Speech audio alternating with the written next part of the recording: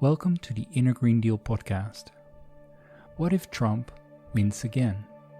The role of compassion in politics.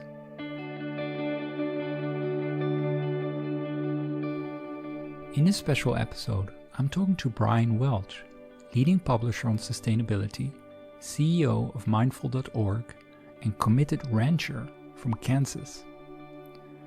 I asked Bryan how he feels if Donald Trump were to win and what a contested election might mean for America. Knowing the system from the inside, he points to the divisions that he has seen deepening over the years and the media and vested interests that have played a role in that. Yet despite the challenging outlook, Bryan also sees many positive developments and talks about the millions of people that discover the power of compassion, a quality that he not only sees as distinctively human and grounding, but also as critical at a time of societal division, environmental mass extinction, and climate change. So take a deep breath and listen to Bryan's wisdom while the reality of the US elections slowly unfolds. My name is Jeroen Jans, and thank you for joining the Inner Green Deal podcast.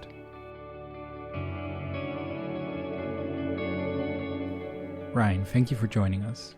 It's my pleasure.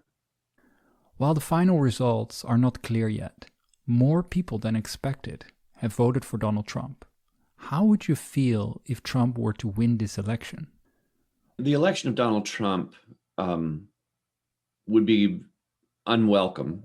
It would be a disappointment for me personally, because I think that his identity is projected then on on our entire country.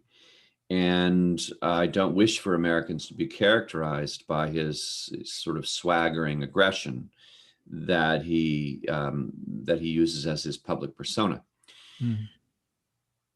On the other hand, his election will, affirm for a lot of people their own notion of the democratic process. People who are predisposed to feel like if he's not elected, that it will be somehow, they will somehow have been cheated or robbed. Mm. And so that particular inflamed cultural point might be eased slightly. In the long run, I don't know that unless we address the underlying habits of aggression and accusation, the underlying mechanisms that cause the news media to drive people to opposite ends of the political spectrum, until we address those underlying systemic issues, I'm not sure that the general pathology in American society is going to get any better. It'd be good to explore the systemic part deeper with you in a moment. But for now, with the final results not confirmed yet, how would you feel if the results are contested and perhaps even end up in court? I think it's inevitable that they'll be contested. No matter who wins, the side that doesn't win is going to feel that the election was rigged. Mm. And there's abundant evidence, that there are all kinds of influences on our process. The underlying process, I think, the actual democratic process, is as sound as it's ever been, probably. But the polarization of the news media has created an environment where so many people have a vested interest in casting doubt on the democratic process because it gives them a kind of power in a situation where they lose the election. That, both sides are more or less bracing themselves or preparing themselves to make that case. I think that's tragic in a way because these vested interests are, of course, year after year after year, undermining Americans' confidence in the democratic process. So, in a nutshell, I think it's inevitable that it'll be contested, whether it's contested in court or not. I think the best we can hope for is that the legal system creates a clear outcome that allows the country to be governed. And then I hope over the next 4 years, some systemic changes occur that start to heal the rifts in the society. I think the last 4 years have been particularly bad for America mostly because the President of the United States feeds off of this sense of alienation felt by his supporters. And so he exaggerates their alienation, their isolation, and they're very receptive to that message. As this sizable group of people then is moved toward the margin by that kind of dialectic, they leave the rest of Americans isolated by the same distance. Yeah. How to bring the two ends of the spectrum or the two sides of American politics closer together seems to me to be the most important question about American democracy that we need to address over the coming years. And so personally, I'm looking forward to the election being over one way or the other. And, I hope to see our leaders, our political leaders, then leading us toward a more unified country rather than continuing to mine in the chasm that exists between the two sides of American politics. Beautifully said. If we look beyond the presidency for a moment and even beyond the US, what do you see as the underlying drivers of our unsustainable way of living? There's the fundamentals of the 300-year-old industrial economy in which we all live around the world. And it's an economy that in these early years of its hegemony, that has been fueled by a kind of aggressive ambition that exalts material wealth and that explicitly argues against systems that take human well-being into account. There's this weird dogma around capitalism that says if you control capitalism to any degree to improve the lives of people in general, that you've somehow diminished its creativity, diminished its value. And I admit there's a balance in that, and that the industrial economy has in many ways improved the lives of people on average. But it seems sort of dim-witted then to say that we shouldn't express any concern for human well-being in general. And of course, we've created these pockets, huge populations around the world that derive little, if any, benefit from the industrial economy, and more or less are more or less sacrificed for the ongoing wealth and power of a minority global population who live in very affluent ways. So I think, from my perspective, compassion needs to become a fundamental criterion for our decision making in government, in business, in all of our activities.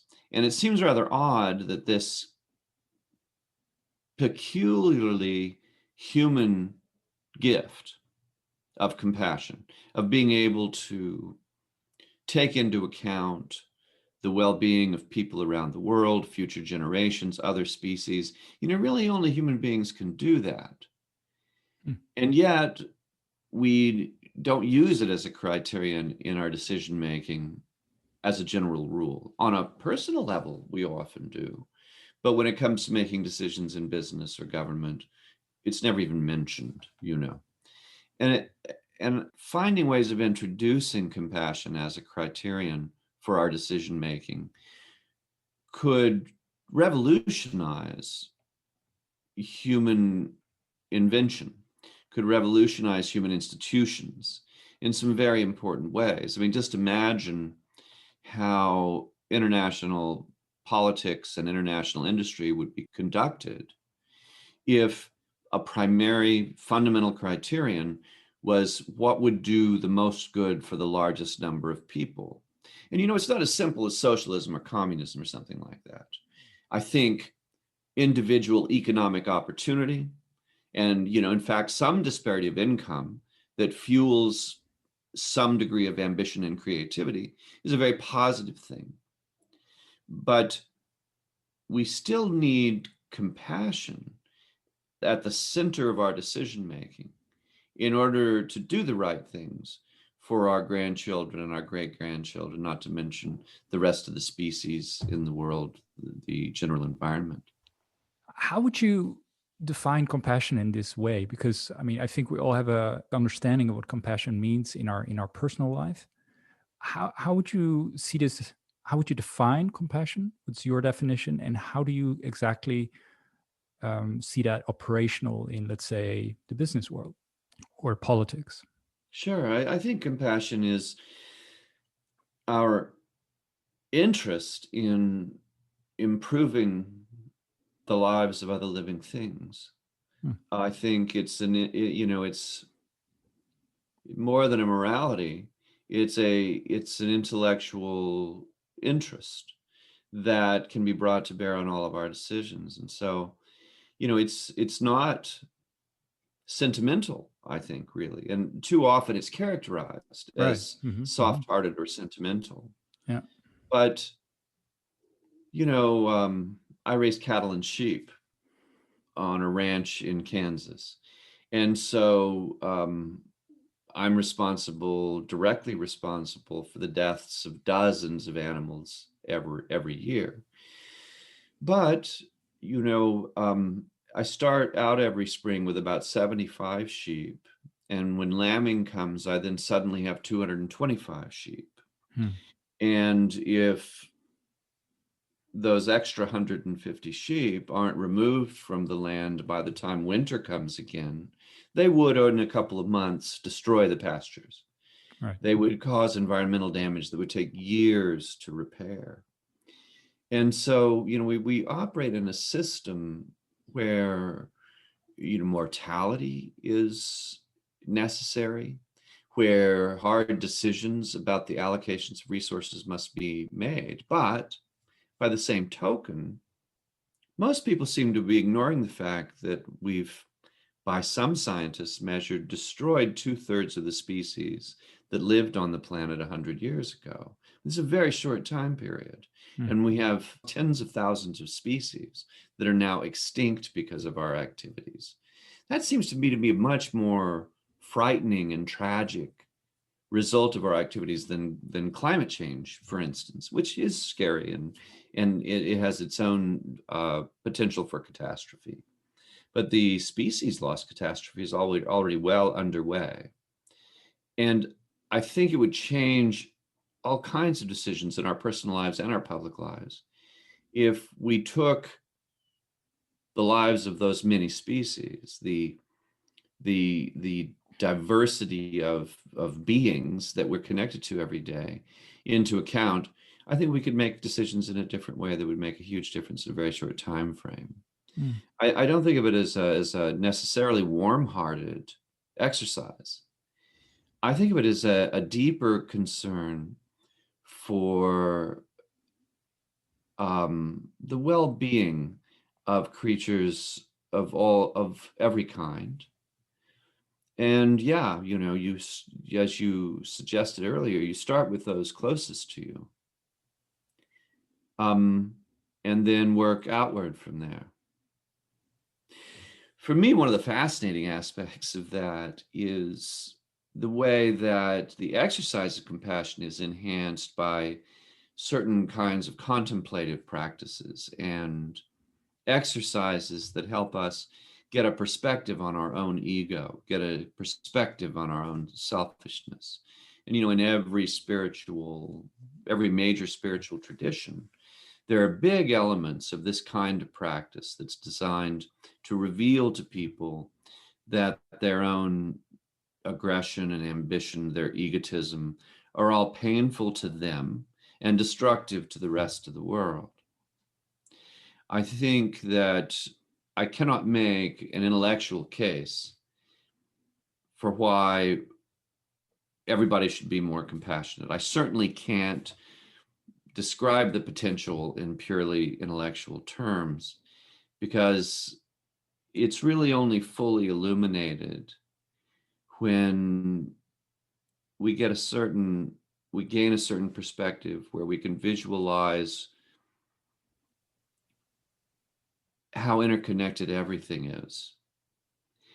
I also think that there are a bunch of movements around the world that are either consciously or unconsciously grasping at that realization. It from hallucinogenics to mindfulness to yoga.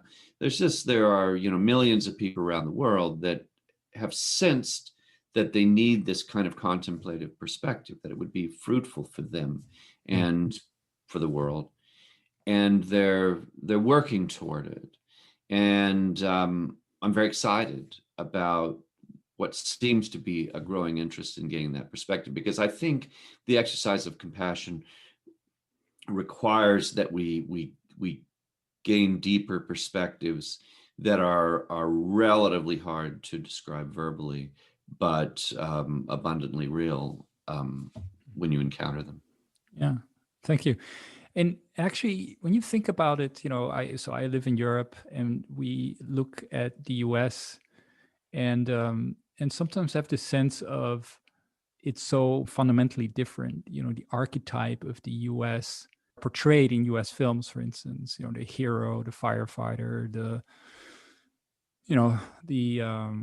someone who's ambitious, and all of that. And I just wonder if those archetypes, whether you would concur with that view of those being important archetypes in the US, and B, if that's true, um, whether the US in particular might struggle with opting for another archetype, which is much more, as you described it, compassionate, open, caring. um, yeah, I just wonder, what would it take to transition there? I don't know. That's a great question, Jeroen, and I find it quite fascinating. There are two ways, I think, to interpret the American identity in this context.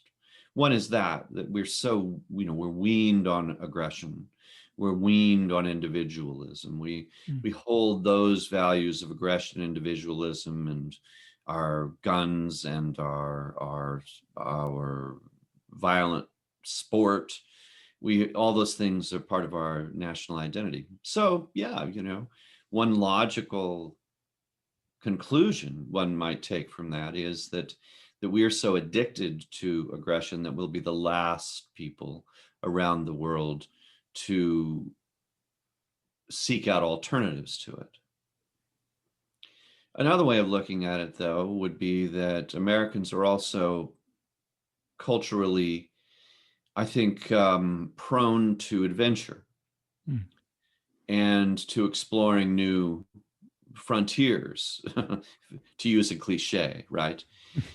Um, and this frontier of consciousness, this frontier of awareness and compassion, might be the sort of thing that kindles the American impulse for exploration and for innovation. I've not lived in other countries. I've traveled a great deal. I cannot speak to how your example of the European identity might be different, but certainly the cliches about our various cultures are that there's more of an instinct for tradition in other countries than there is in the United States. So I don't know how this will go, but one could make the case that that Americans have the potential to embrace this kind of innovation with a lot of energy. Mm. And at any rate, that's what I hope for. Yeah, beautiful. The other thing I'll say about that is, when you talk about diminishing ego and developing a sense of deep compassion for the global human population, future generations, other species. Really, we human beings around the world have not worked very much at all on developing that capacity. We're a long way, I think, from really exercising compassion in a meaningful way in the way we conduct our affairs around the world in every society. So I think it's early days in this pursuit, and we have an opportunity to work together on a global scale to advance this idea, and that it might actually be destructive to make assumptions about how one religion or another religion or one culture or another culture is more adept than anybody else. I think considering what infants we are in the process of developing compassion, that we could sort of characterize everybody as being in the same boat together, which comes around the circle and reinforces the idea of compassion in an interesting way also. Yes, well, it's, excellent. it's kind of destructive to start thinking about, well, we're more compassionate than you are, right? Yes. It's not exactly a constructive concept, if you know what I mean. No, no, I apologize. My apologies, Brian. This, but maybe it does bring us helpfully to the next point. The perception of reality, perhaps, right? And also this element of who are we fundamentally? And is there something, of in us that is inherently good or inherently selfish or both? And if it's not so culturally driven as we just explored, does that provide then an opening to become more realistic about who we truly are? And perhaps is that a way? And how do we promote that sense of reality, that perhaps we are not as selfish, that we perhaps have a tendency to collaborate, and all of that? What a wonderful question. What a wonderful idea. I think it's a huge step to acknowledge that we're really designed as compassionate creatures, that we have an extraordinary gift, really unique in all of creation as we know it, for projecting our concern to others and acting on that concern. We always took care and cared for and were concerned for those we knew. And Yes. for the first many tens of thousands of years of our evolution, those we knew were part of a family, a clan, a relatively small social group. But the coherence of that group and our membership in that group were critical to our survival for these many tens of thousands of years. Now, because of our population, because of our communication technology, our group is in a very real way the global human population. We are interconnected to a degree where that compassion that helped us care for the elderly members of our little clan as we moved across the veldt, now encompasses all of the elderly, all of the helpless and the weak globally. Yeah. And thanks to science, we understand that, in fact, our well-being is contingent on the well-being of countless other species, that the overall health of the environment is critical to our grandchildren and our great-grandchildren's prosperity and health. And so it's gradually dawning on us that we can exercise that kind of compassion, not just for people we know or people to whom we're directly related, but for all of creation. And this is all being demonstrated not on a spiritual level, but by sociology and science and the obvious physical reality in which we live. So I think acknowledging that set of things is an important first step. And then I think second, we have to acknowledge the forces that work against us in this. And those forces are economic and industrial and political systems that are in place that presently feed off of energies that are created through ambition and egotism and fear, a lot of really ego-based phenomena that create a lot of the energy in many of our systems, as I say, business systems, political systems, social systems. And we should acknowledge that there's going to be resistance to change. Hmm. And then I think third, we need to acknowledge how little we're accomplishing with aggression right now, Hmm. how badly all of that is going. Right. And the central example is the fact that we doubled the population in about 40 years, the human population, and that every environmental problem that we confront and most of the social problems we confront are products of rapid population expansion, combined with a lot of new consumption. Yeah. That starts to outline the barrier that we're about to run into, which will force us to acknowledge the necessity of human mortality. In effect, we're going to have to acknowledge that sacrifice is just necessary. And the thing that motivates sacrifice most powerfully is compassion.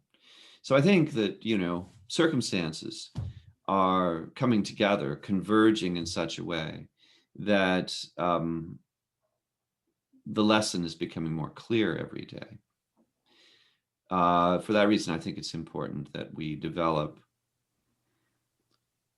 our technology for enhancing our compassion. And that includes the business that you and I are in, the business of teaching people the practices of mindfulness, which are abundantly demonstrated over the course of thousands of years to enhancing people's capacity for compassion. So I think to bring it all the way home, I would say that, I got involved in the business of mindfulness because it seemed like one of the most pragmatic and material things I could do to improve the lives of future generations of human beings and other creatures. So through your work at mindful.org, right, which is a leading portal and website for mindfulness and resources, you promote mindfulness and compassion, and your publications are viewed by, I think, around 2 million people each month. But, if I look to the broader society and go back to politics, mindfulness and compassion is not a majority view yet, in politics, at least. What do you think needs to happen for this to change, and compassion becoming really this basic and fundamental cornerstone of politics and policy that you've kind of been alluding to and referring to? I don't know. I think that's a very important question to which the answer is currently still a mystery. My guess is that it has to start at an individual level, that each of us needs to cultivate our gift for feeling kinship, our gift for feeling empathy, our gifts for compassion and a kind of unconditional love for others. And then we need to demonstrate that those practices, that perspective brings us a sense of joy.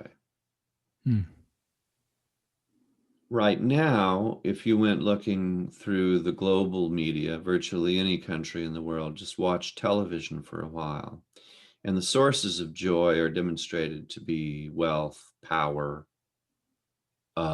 physical attractiveness. And that's a pretty adolescent way of seeing it all. Right. But it's been useful to the media, it's been useful to human enterprise for a couple hundred years now to reinforce that particular lame mythology. I think each of us has an opportunity to demonstrate that there are better ways to live, that there are ways to live that are more fulfilling on a personal level and more generous toward others simultaneously. And but to do that, I think it requires that we accept our own vulnerability, and that we give up our notion, that each of us gives up our notion that we're more attractive than others and that makes us special, or that we're more wealthy or successful than others and that makes us special, or even that we're more moral and ethical than others and that makes us special. Because the whole sense that any of us is special and therefore protected or different than everyone else undermines the practice of compassion. Right. Just that simple thing. Mm-hmm. And so I suppose that's what I perceive as the starting point. And it clearly starts with me. A typical human being, I have thoughts of how special I am thousands of times a day. But I am trying to exercise a kind of internal skepticism about my ego's claims in that regard. And I do find that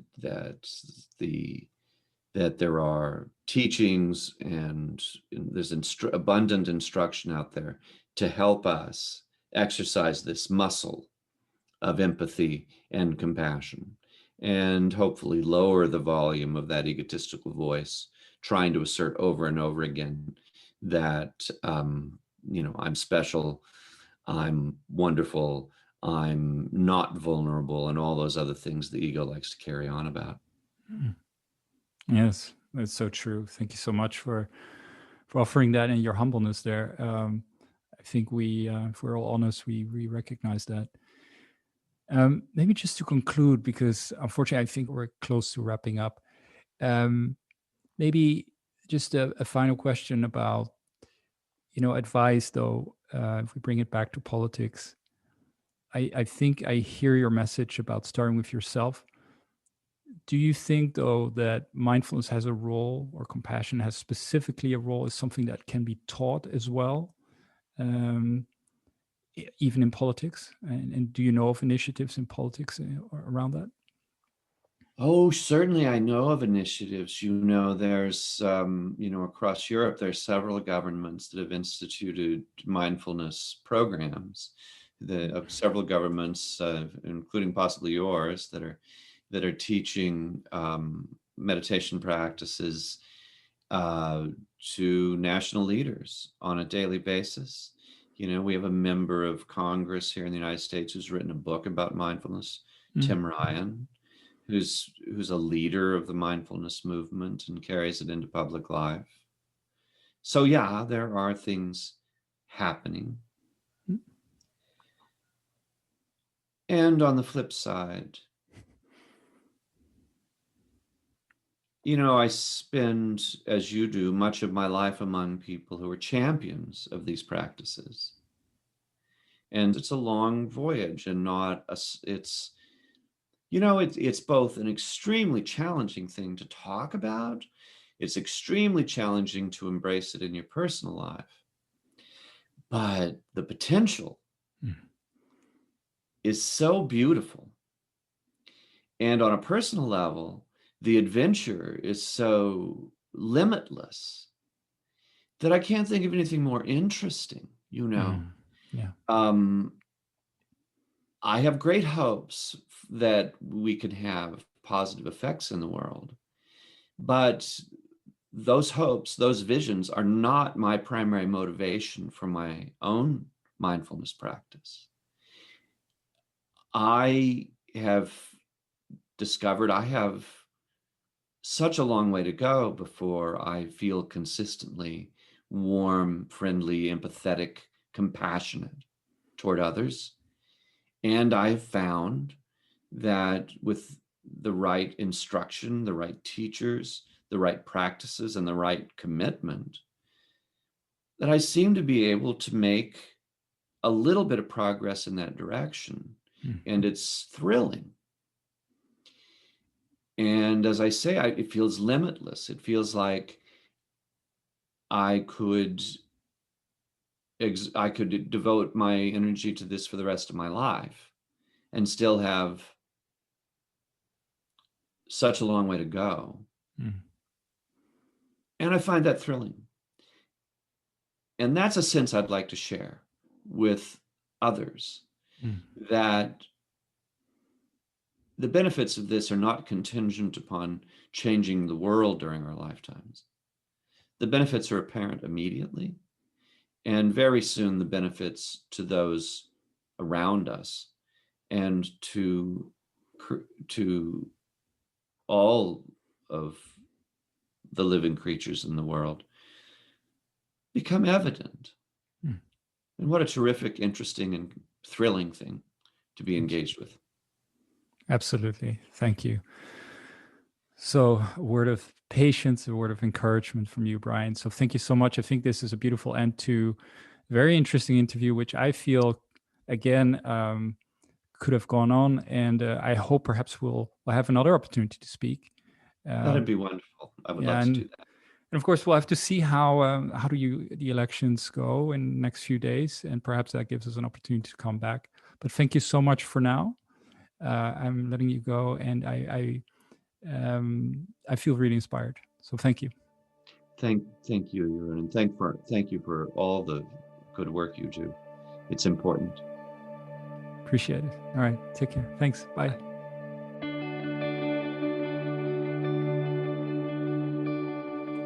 Reflecting on the conversation with Bryan, I'm struck by how important it is to remain mindful and compassionate right now. More Americans than expected have voted for a man who has a contempt for the truth, a man who divides, and a man who places his personal interest before those of his people and the environment. But people have voted, nevertheless, for him, and while we wait to find out who the ultimate winner of the US election is, we take a deep breath and sense how we feel and how those who have the most to lose from another 4 years of Trump might feel right now. Can we sense that our lives are connected? Do we sense the pain that has been inflicted? Then I invite you to reflect on what a helpful next step is as you move through the day, knowing that what we do, how we vote, and how we relate to the world around us matters. We will continue to follow the US elections, not because it's the news of the day, but because the outcome of this particular election will be present with us as we look to transition to a green and fair society. Thank you for listening, and take care.